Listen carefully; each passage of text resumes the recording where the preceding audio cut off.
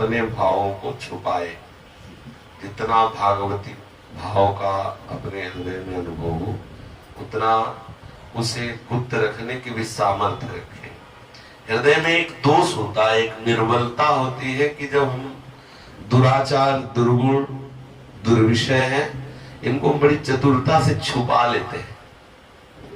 हम देखते, निरीक्षण करते हैं अपने अंतःकरण में, तो एक बड़े दुर्बलता पाई जाती है कि जो भी दुर्गुण है, दुराचार है, दुष्प्रवृत्तियां हैं, उनको हम इतनी चतुराई से छुपाते हैं कि सामने वाला भांप भी न पावे कि हम ऐसा करते हैं या ऐसा सोचते हैं या हमारी ऐसी मांग भी है। और जो सद्गुण, सदाचार और सद्वृत्तियां हैं, उनका हम प्रकाश कर देते हैं। यही भगवत प्राप्ति में बड़ा भारी विघ्न है। जो हमें सद्वृत्तियों के द्वारा अनुभव हुआ है, जो सद्गुण है, उनको हमें बहुत प्रयत्न करके छुपाना चाहिए। और जो दुर्गुण है, दुराचार है, दुष्प्रवृत्तियां हैं, उनको खुला करते जाना चाहिए। तो अंतःकरण निर्मल होता है। जो वस्तु हमारे हृदय में भगवत विरोध पैदा कर रही है, वो जब हम बाहर करते हैं ना, तो इसका नियम है, वो अपने आप नष्ट हो जाएगा। यदि आपके हृदय में काम है और आप सबके सामने प्रस्तुत करते रहे, तो आप देखेंगे वो भाव नष्ट हो जाएगा। ऐसे ही यदि आपके हृदय में भक्ति है और आप सबके सामने उसको प्रस्तुत करते रहे, देखिए भाव नष्ट हो जाएगा, वो भक्ति भाव नष्ट हो जाएगा। प्रिया प्रीतम के प्रेम रस की बात, गुरु चरणों के प्रेम रस की बात बहुत गुप्त रखे। उससे भी ना, क्योंकि वो सर्वज्ञ है उससे कहने के, उससे भी ना कहे। अगर कहेंगे तो कहीं ना कहीं हमारा भाव लुप्त होने की संभावना पक्का है। मतलब कई बार अनुभव की बात है, जहाँ जैसे कोई बहुत विशिष्ट बात आई हृदय में, या विशिष्ट स्वप्न आया, या कोई विशिष्ट दिव्य घटना घटी, हमने कह दिया, तो काफी समय तक ना तो बात मिली, ना कोई घटना देखने को मिली, ना कोई स्वप्न देखने, सब बंद हो गया। तब लगा ऐसा क्यों हुआ, तब लगा वो हमने कह दिया। कहने में भी दो भाव होते हैं। एक ये भाव होता है कि हम किसी अपने प्रियजन से, देखो ऐसा करने से हमें ऐसा अनुभव हुआ, वो इसलिए कहते हैं कि अगर ये इस बात को स्वीकार कर लेगा तो इसका साधन परिपक्व हो जाएगा। यदि उसके परम हित की भावना से पीड़ित होकर बात कही जाए तो उतनी हानि की बात नहीं।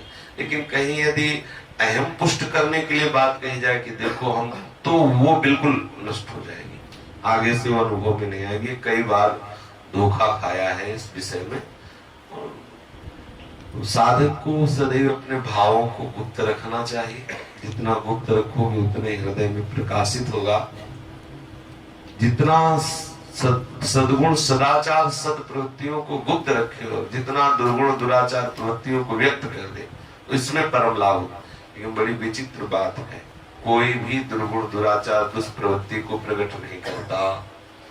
अगर हम कभी धोखे से भी श्री जी ठाकुर जी को कुछ भोग राग अर्पित करेंगे, तो हम सबको कह देंगे कि आज बिहारी जी का 56 भोग लगवाया, आज इतने का फूल बंगला बनवाया, या अमुक कार्य किया, वो सब। और अगर हम कोई गंदा आचरण करते हैं तो बिल्कुल कोई हवा नहीं पाएगा कि हमने ऐसा किया। ये साधक का लक्षण नहीं, ये परमार्थ से बहुत दूर पहुंचा देने वाली बात है। तो प्रार्थना है कि अपने लोगों को इतनी सावधानी रखनी है कि यदि हमारे हृदय में कोई सद्विचार है, सद्भावना है, सद्गुण है, इष्ट या गुरु से हमें बताने की जरूरत है नहीं। सच्ची बात मानो तो बताने की जरूरत नहीं। सबके हृदय आराध्य प्रभु सबके हृदय में विराजमान है।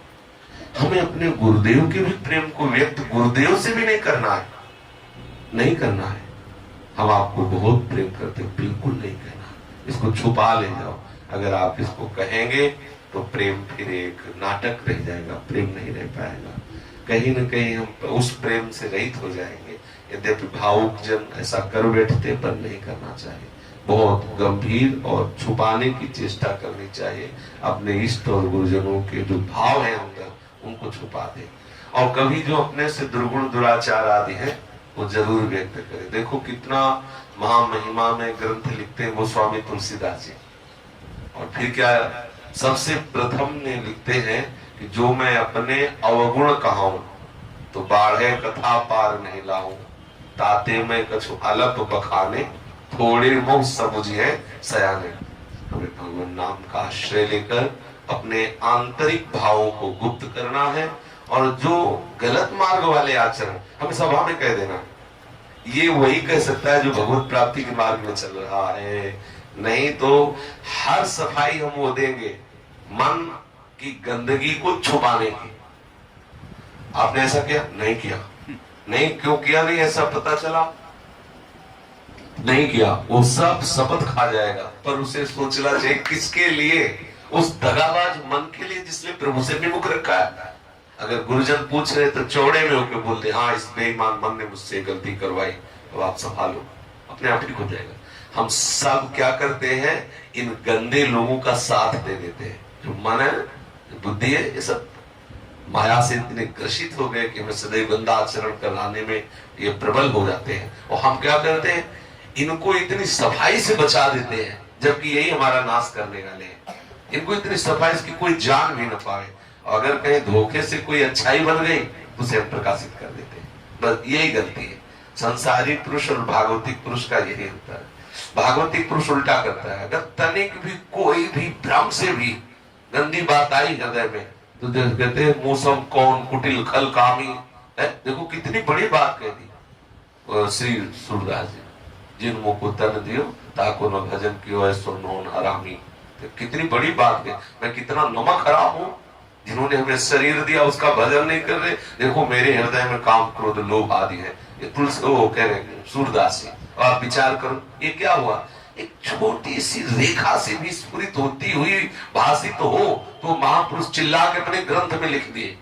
और हमारे पहाड़ के पहाड़ है दुराचार, लेकिन कभी हम किसी को भापने में नहीं देखते कि हम कैसे गंदे हैं। और अच्छाई जरा सी भाषित हुई कि हम उसे प्रकाशित कर देते हैं कि देखो हम संत हैं, देखो हम अच्छे हैं, देखो हम विद्वान हैं, हम ज्ञानी हैं, हम भगत हैं।